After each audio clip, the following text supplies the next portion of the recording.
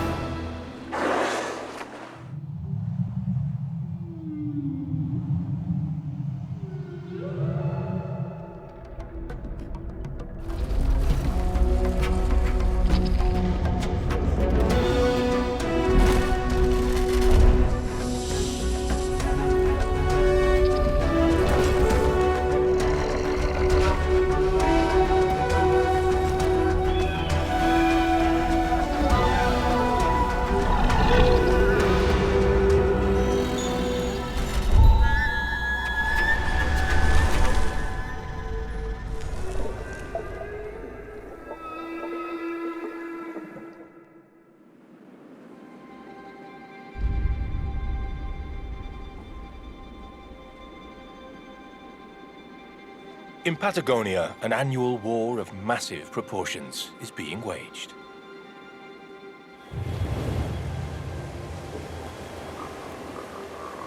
It's spring in the southern hemisphere, and one of the most extraordinary events in all nature is in full swing.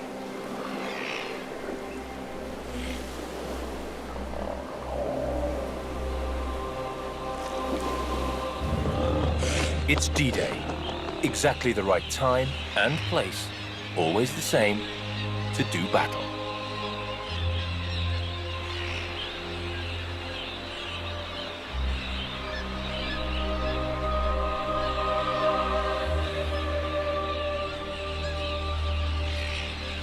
Here in this fascinating region, an imperceptible alarm call summons thousands, even millions of wild animals.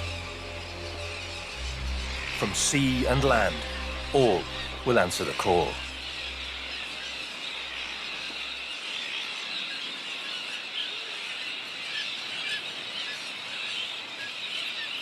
By air, super-skilled, swarming squads of birds arrive.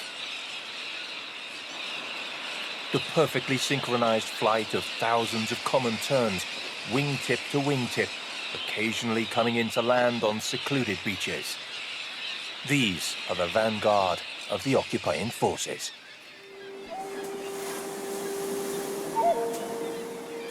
But the disembarkation has only just begun.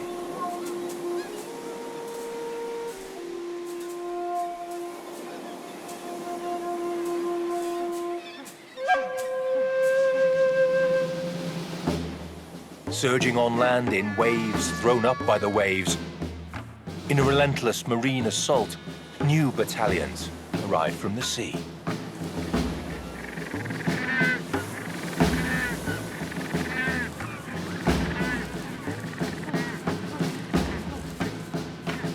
The amphibious forces have reached the beaches.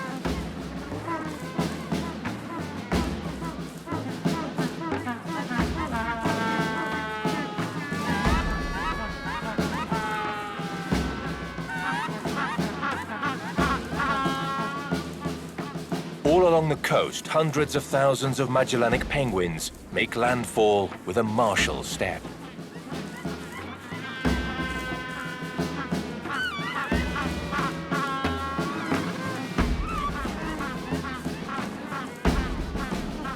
The company of penguins advances on the march and gradually occupies every inch of the beachhead.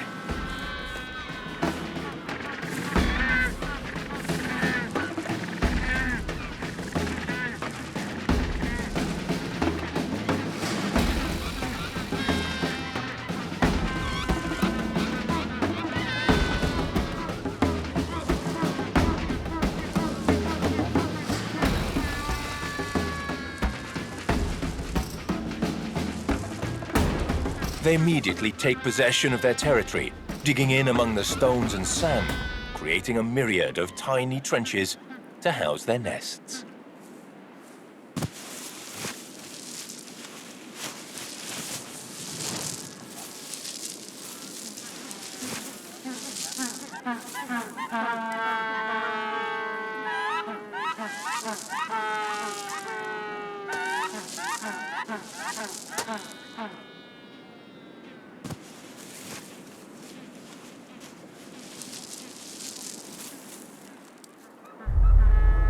Some couples are in a hurry to begin their mating rituals.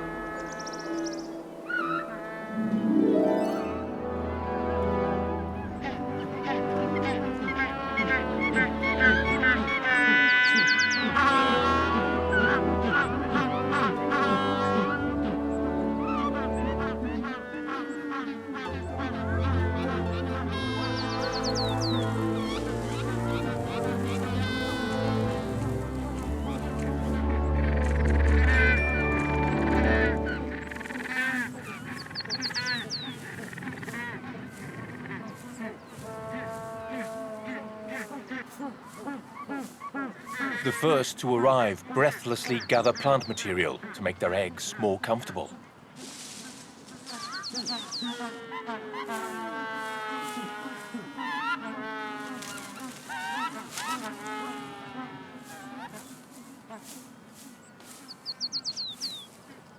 Even collecting stinging nettles.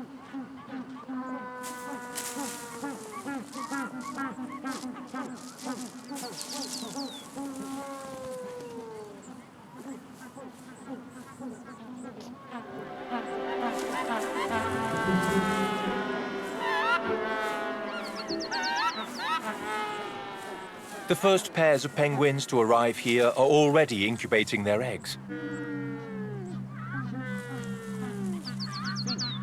Taking turns according to a rigorous schedule, never leaving their future offspring alone for a single moment.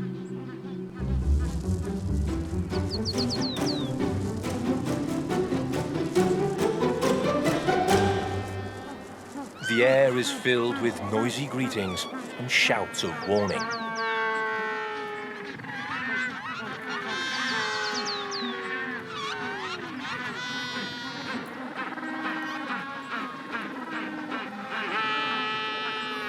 Challenges and boasts are the order of the day.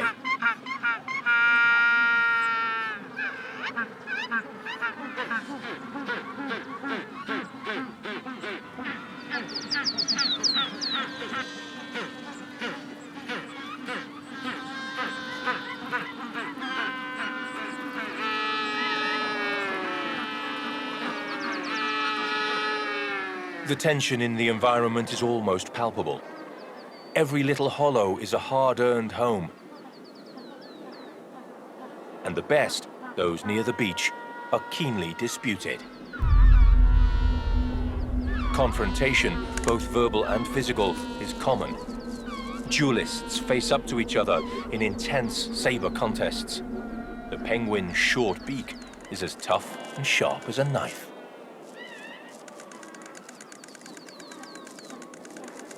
Some individuals may be seriously hurt and even die.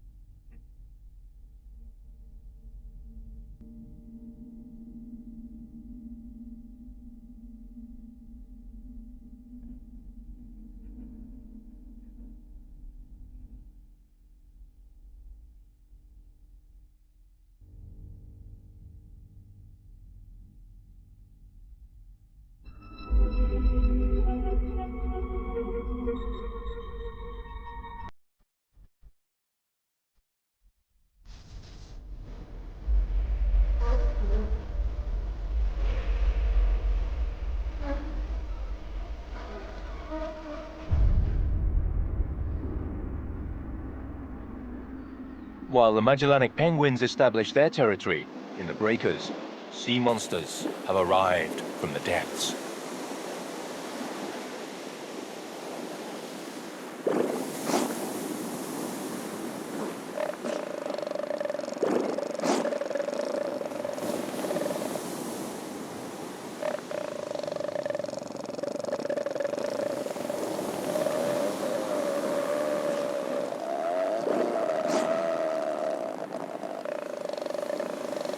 gigantic elephant seals, the largest and also possibly the worst-tempered pinnipeds ever to have existed.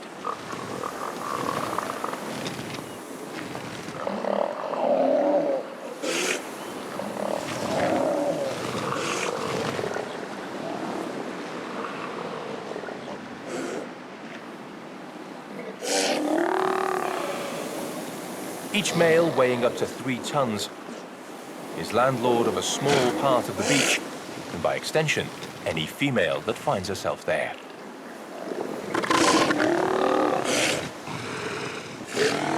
The bellicose male elephant seals move on land like huge battle-hardened caterpillars, tanks that flatten everything in their path. These seal sultans remain on their guard for the whole of the mating season, engaged either in battle or courtship. This requires such a tremendous expenditure of energy that they will lose up to 1 ton of their body weight in just a couple of months.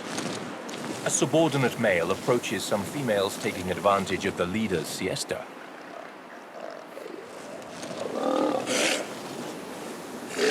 But the alpha does not take his eye off his harem and soon faces up to his rival. There's no question who's in charge here.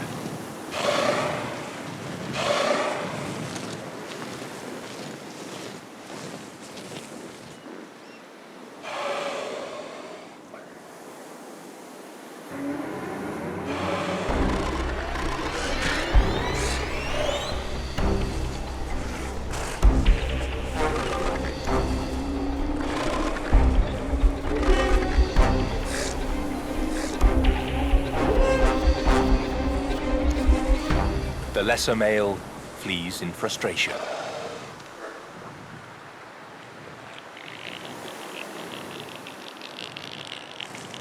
But these massive beach boys defend their harems with all their strength, for very good reason.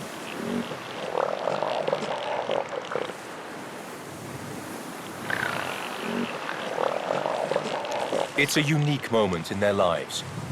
Males typically live for between 10 and 12 years, but will only mate for 1 or 2 seasons, when at the height of their powers, both socially and physically.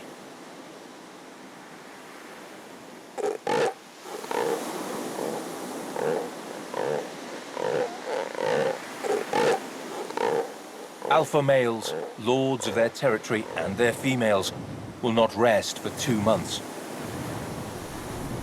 Patrolling their portion of the beach night and day to be able to respond to any female in heat and never miss an opportunity to mate. Before any rival can copulate with one of his females, this male prevents her from getting too far away. After a certain amount of flirtation, a more intimate and affectionate relationship will be engendered. The giant male caresses his prospective partner until she gives in to his desires.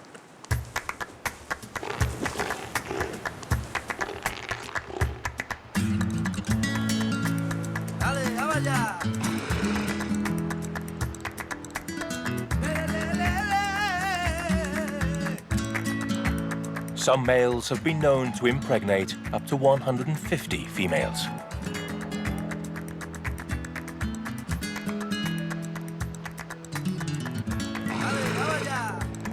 The remaining males, the vast majority, can only look on in envy, given that they will never mate.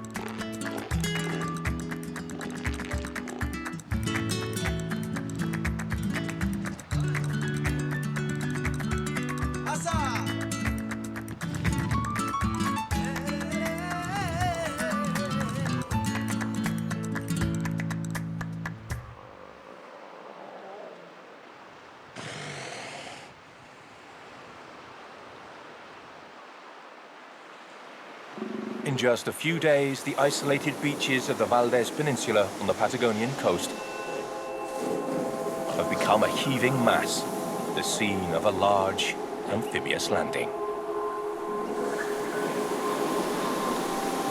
And now it's time for an aggressive fighting force to make an appearance.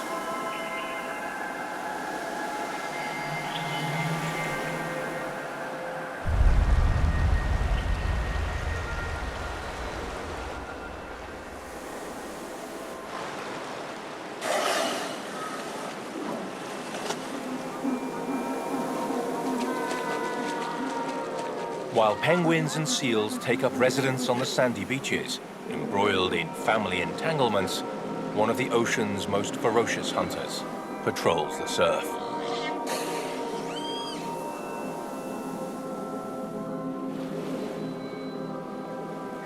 Hidden until the last moment, an underwater unit of awesome power waits its turn.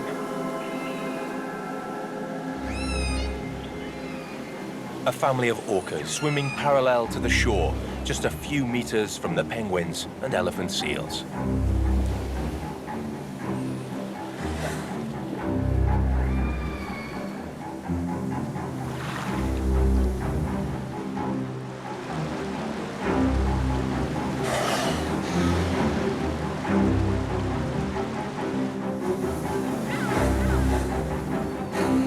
The Valdez Peninsula orcas sow terror wherever they go.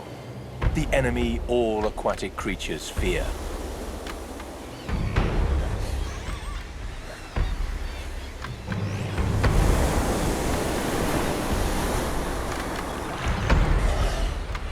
The submarine squad is ready to bring down any objective they deem worth the effort.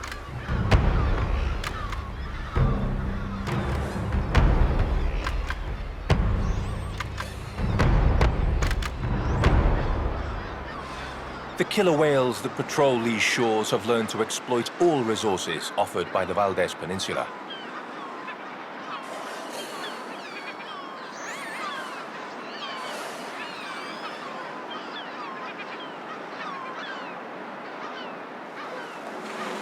But more than that, to take advantage of seasonal opportunities, they do something even more extraordinary. They train the young adults in their pod how to attack the shore and even run themselves aground.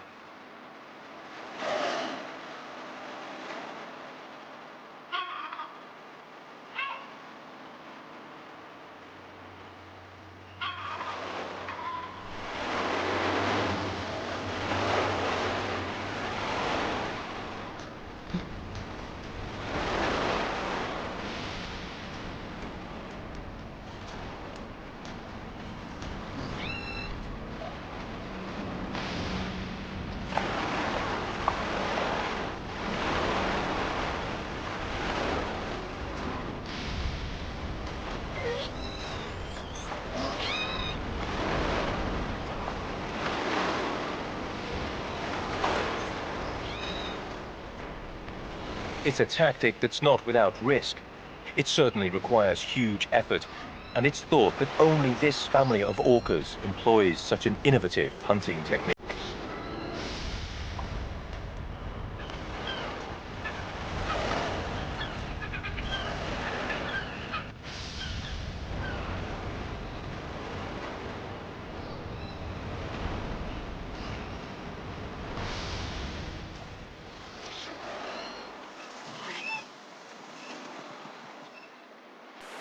From the relative safety of dry land, a group of guanacos observes how the killer whales launch their coastal assault.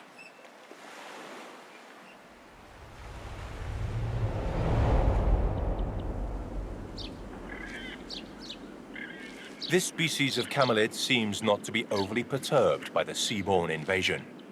Male guanaco, like elephant seals, have their own harem and are responsible for supervising and caring for a large family. In fact, they're on duty 24 hours a day. It's the most delicate time of year for the male's clan. Females have begun to give birth to their calves all at the same time. And for their first few days, the chulengos, the baby guanaco, are very vulnerable.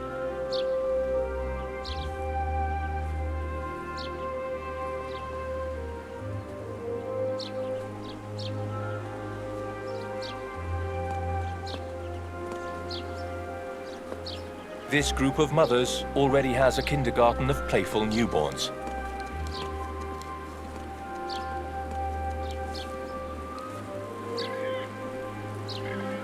Soon, they will have another playmate.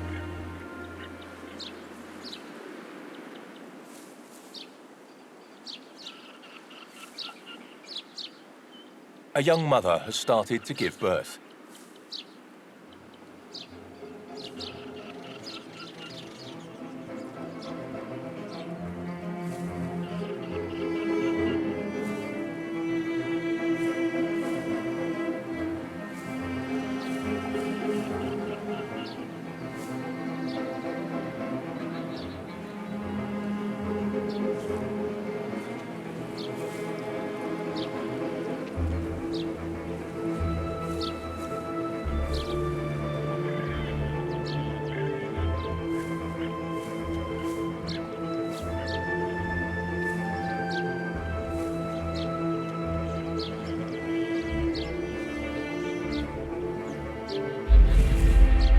half an hour, the chulengo is lying on the ground, utterly still and defenseless.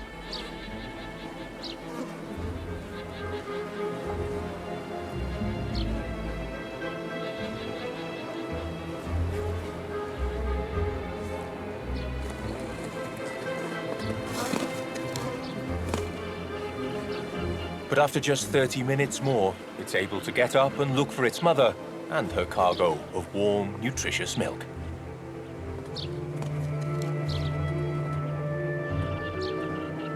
And in just a little while longer, the newborn guanaco will be able to run and follow the group should danger arise.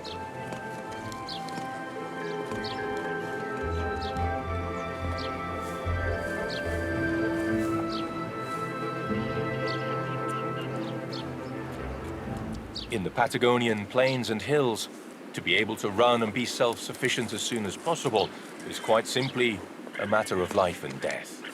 The Patagonian theater of operations lies in the south of the Southern American continent, under a blazing sun.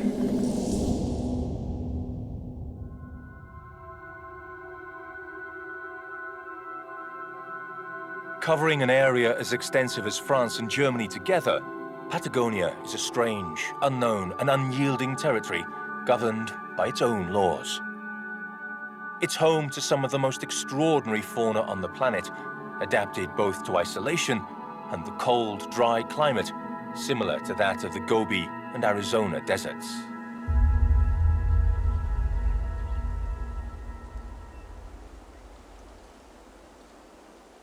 The landscape seems infinite. The violent wind drags clouds across a piercing blue sky, hardly ever letting them shed their precious load of water.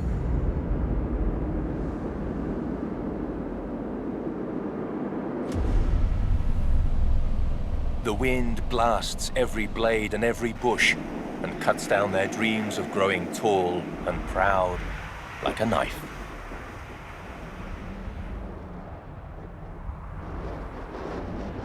In Patagonia, plants do better by crouching low, dressed in thorns and tough leaves, protected from the cold, dry air and the relentless teeth of guanacos.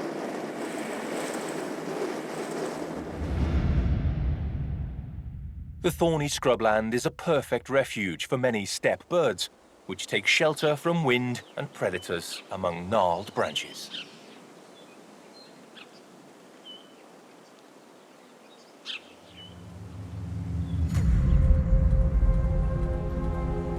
Each species has its own particular survival strategy, and now a real battle for existence is underway.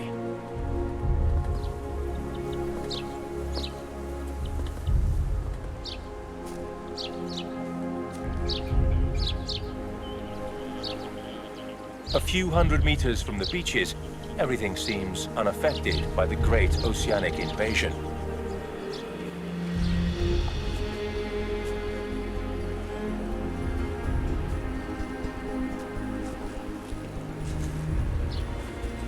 The guanaco, with its tireless, silent foot patrols, does not harm the ecosystem.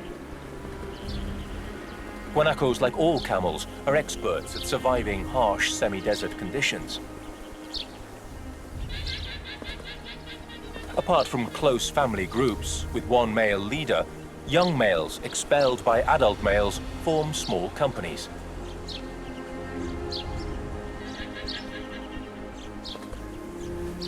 From when they're very young, they chase and engage in mock conflict to establish their place in the hierarchy.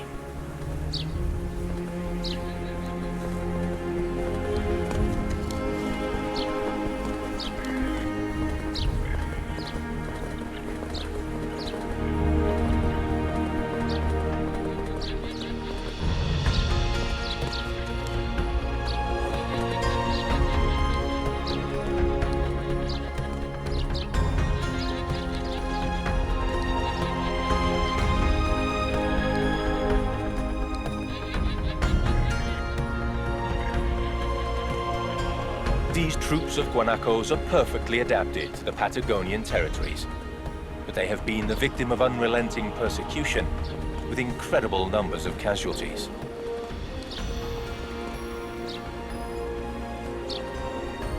A little over 2 centuries ago, the guanaco population exceeded 20 million individuals. Now, that number barely reaches 800,000. It would seem that they are losing the battle of survival.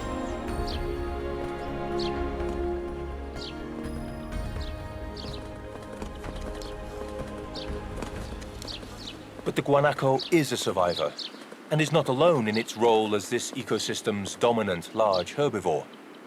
Choike, or Darwin's rhea, accompany it as Patagonian standard-bearer. Darwin's rheas are endemic to Patagonia. They can weigh upward of 25 kilos, and they share their adventures and misadventures with the guanaco. Like them, they're perfectly adapted to the semi-desert terrain, and also, like the local camel species, have been largely depleted in their original territory. A small flock of choikes makes its slow way across the plain it shares with the guanacos. The father leads his troops from the front, taking responsibility for all his children.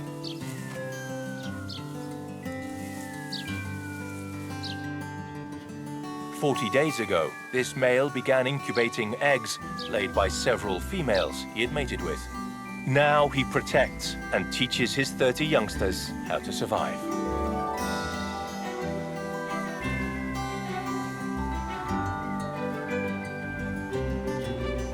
Recklessly scuttling in between the guanacos and choike's legs, another creature that only inhabits these Patagonian steppes.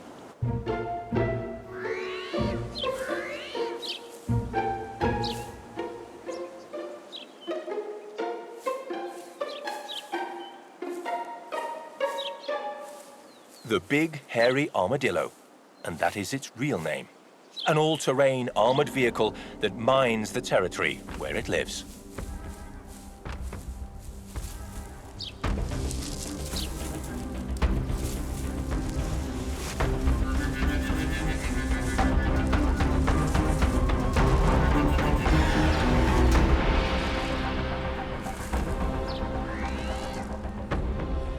Like all armadillos, it's an opportunist who knows how to find its rival's Achilles heel. It will take any chance on offer and leaves no prisoners. A pungent odor attracts the armadillo's attention, its extraordinary sense of smell guiding it to anything that might be considered food, including cadavers.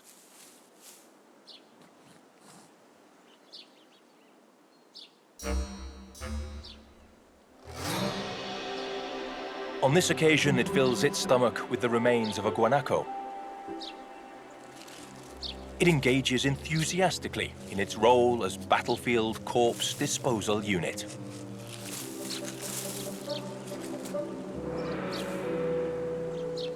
These remains are of a young guanaco female who died whilst giving birth to her first calf. The female armadillo must feed herself and her own youngsters waiting nearby. The hairy armadillo is a miniature armored mobile unit and as such needs fuel. Too hungry to return immediately to her burrow, her keen sense of smell leads her to the beach. On her way, she comes across other unique neighbors of the Patagonian plains.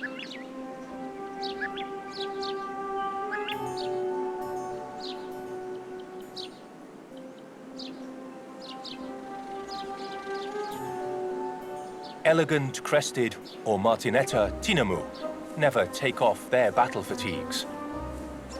In order to lead the discreet life they prefer, these walking birds camouflage themselves to blend with the colors of the steppe.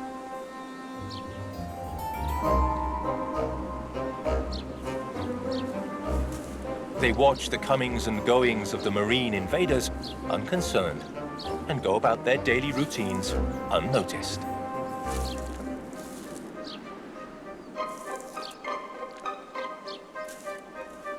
Tinamu are perfectly adapted to the tough Patagonian life. Here they find all the seeds and small fruits they need to survive. Southern mountain cavies share a large part of their diet with the tinamus. But these small rodents have many more enemies than the bird because of their size, adults measuring no more than 20 centimeters in length. The armadillo on its way to the beach leads to a hasty stampede towards safety.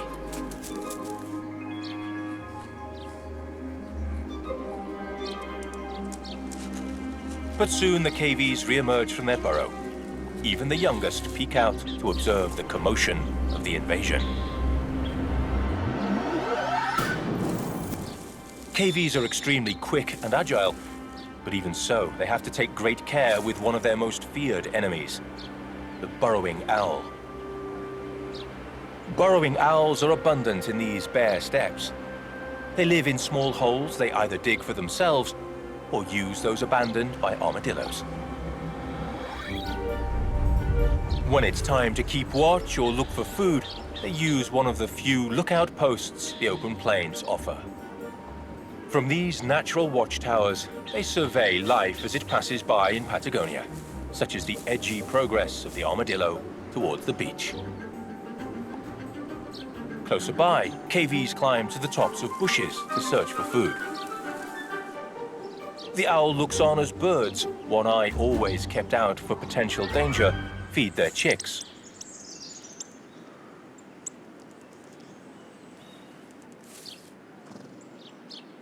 Most of these animals are part of the burrowing owl's diet, but right now, they're too alert to bother trying to hunt them. However, a large grasshopper makes an excellent snack.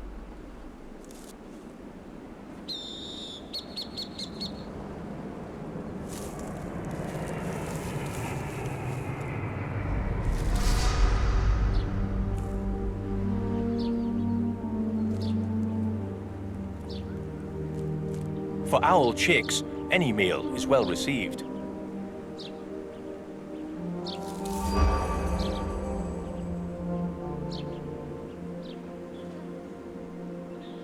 Both owl fledglings are growing fast and will soon emerge from their dark home in search of their own food. Spring is a time of confrontation for the burrowing owls as for the rest of the region's inhabitants, on Patagonia's eastern edge, where semi-desert steppes and the giant Atlantic Ocean meet.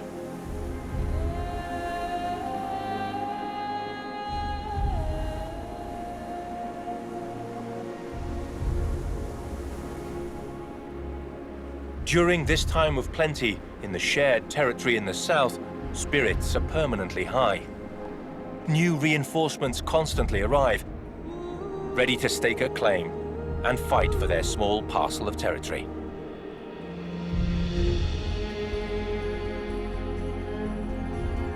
This is, at this time of year, one of the most fertile and febrile places on the planet.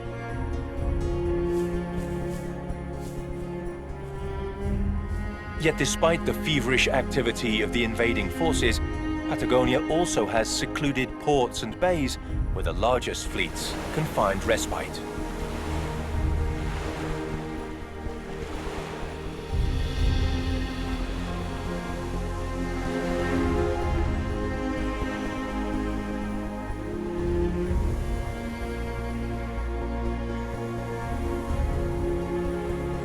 Whales, arriving in advanced guard convoys, take refuge in a quiet and safe environment to give birth to their calves. They remain here for several months, growing stronger, before beginning their long journey to the freezing Antarctic waters.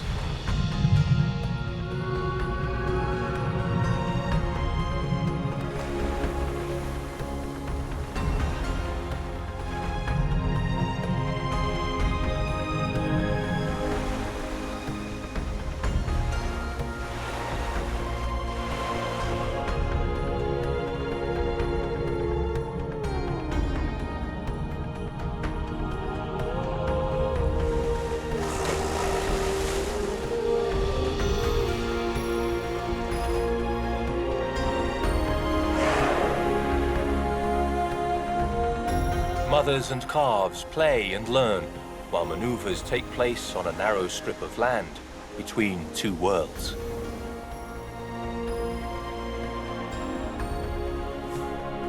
The big hairy armadillo has arrived on the shore, hoping to make the most of the penguin camp.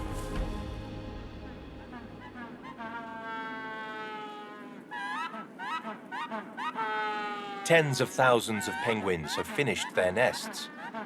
Some couples take turns incubating, greeting each other with full-throated calls.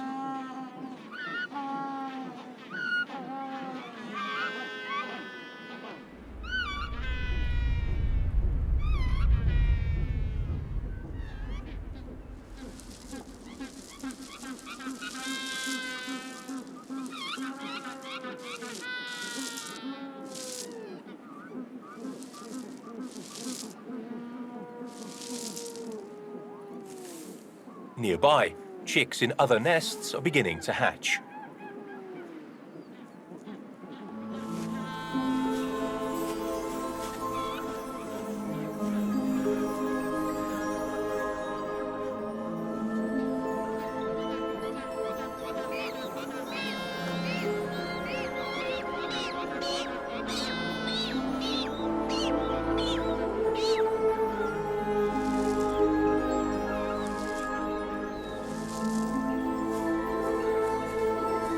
The most advanced parents arrive from the sea with cargoes of food. They patiently provide their offspring with mushy, half-digested fish, which helps their chicks grow quickly.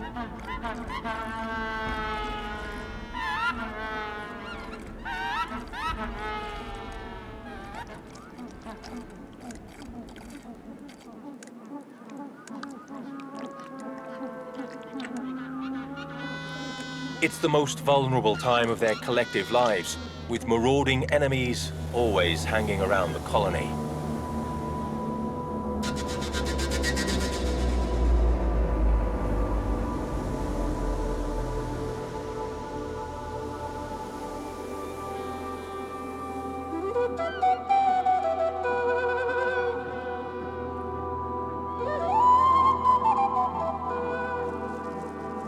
It only takes an instant, a badly executed change of guard, or a momentary distraction to lose everything they've fought so hard for.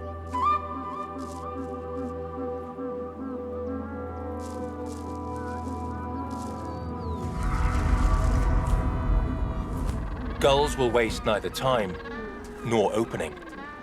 Sniper-like, they hone in on their victims.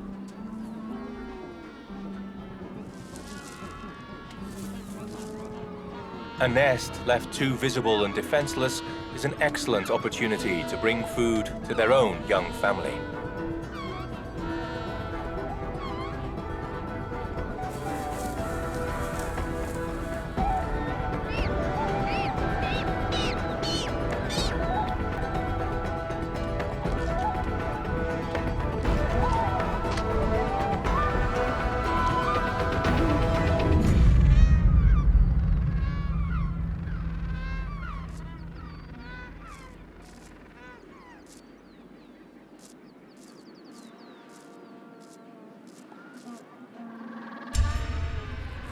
The armadillo does not waste her chance either.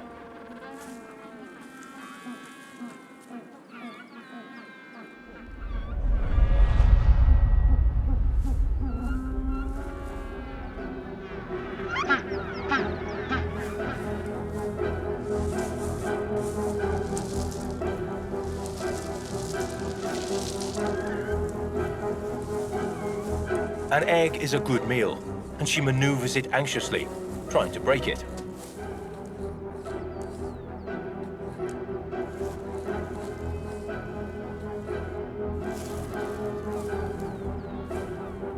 The head plate of her shell serves to crush it against the bush and finally crack it.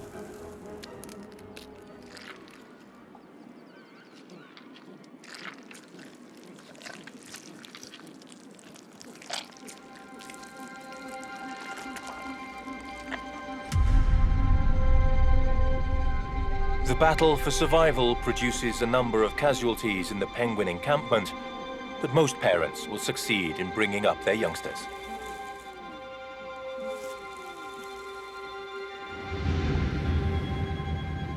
Meanwhile, The next staggered waves of invaders are about to reach land.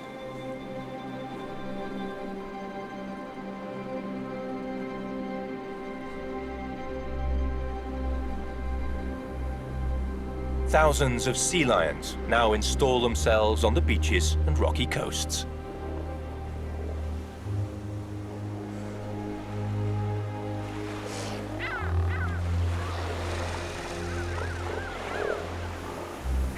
Each army that arrives on the coast has its own strategies and its own needs.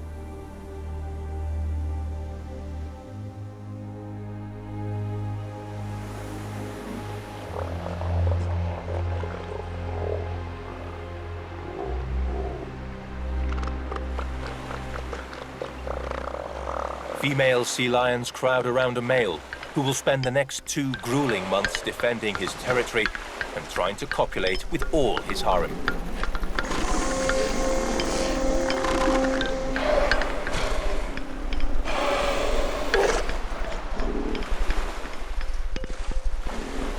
Hordes of sea lions throng the beaches with their incessant activity. And this brings them to the attention of the pod of orcas, looking for any opening for a meal.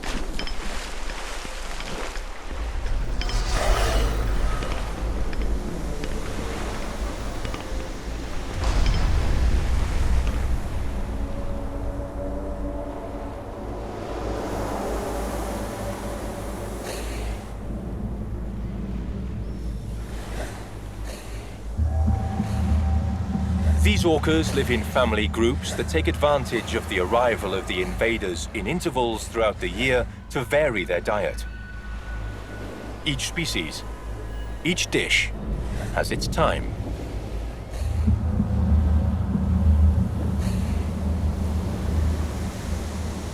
A sighting of orca fins spreads panic through the amassed sea lions.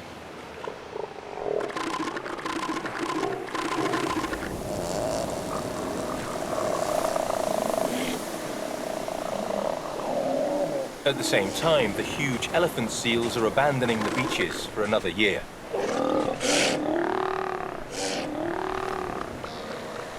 Some females are still feeding their pups nutritious breast milk.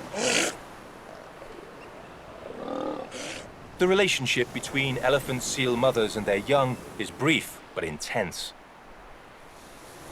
Breastfeeding lasts for between 20 and 30 days. Their milk is so rich that in that short time, the pup will gain close to 70 kilos, about 3.5 kilos a day. But after 3 weeks, mother elephant seals dive into the sea, leaving their pups to their own defenses.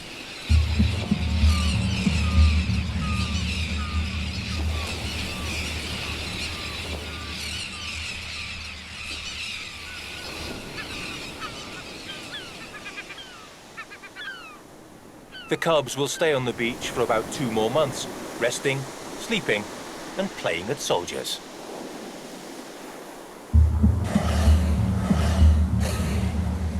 They often engage in fights imitating those of the great male.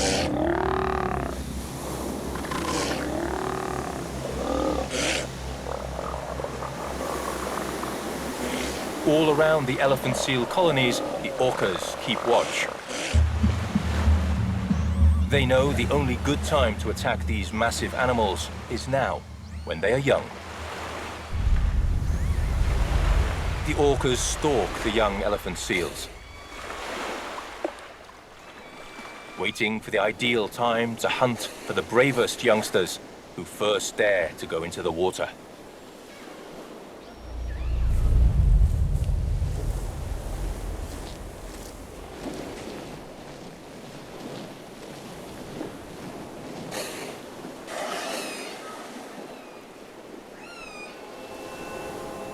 If they get far enough away, the orcas will not give them another chance. But it's not always necessary for the elephant seal even to reach the water.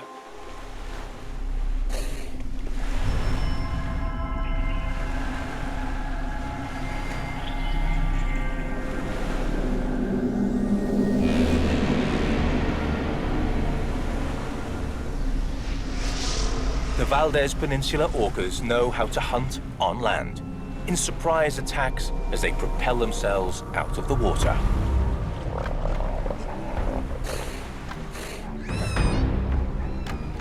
But before they eat, it's time for a lesson. The elephant seal is not killed immediately. The adults in the group will use it to teach the calves in the pod.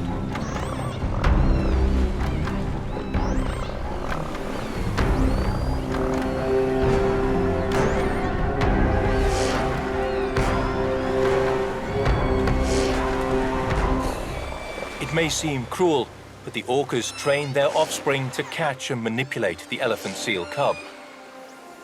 They learn to submerge them or keep them away from the coast, to chase them underwater and catch them again. The survival of the next generation of orcas depends on these lessons being well learned.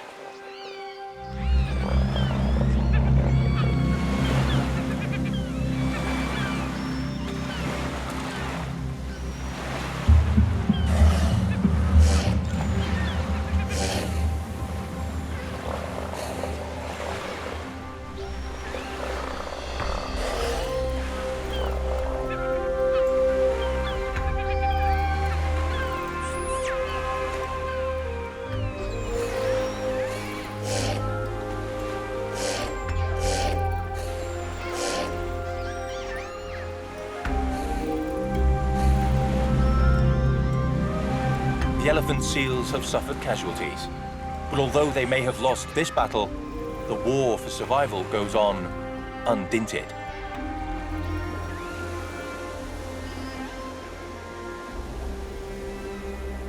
In Patagonia, everything seems to be conflict.